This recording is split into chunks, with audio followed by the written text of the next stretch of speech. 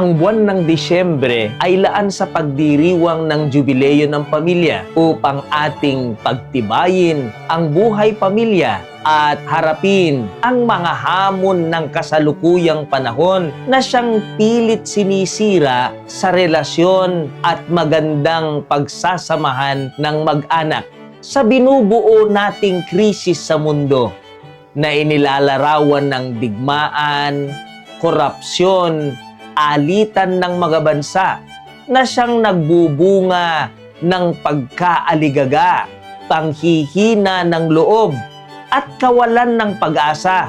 Ang Pasko ay nagbibigay liwanag sa karimlan ng ating pinagdaraanan.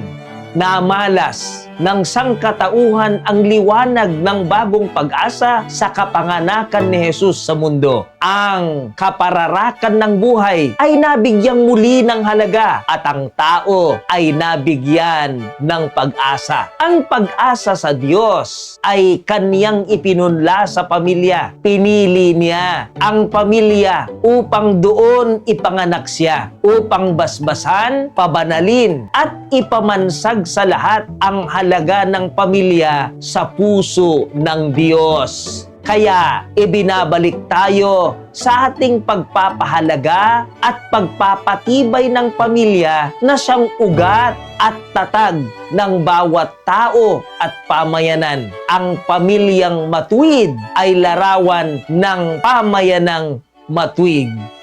Maligayang Pasko sa bawat pamilyang Pilipino.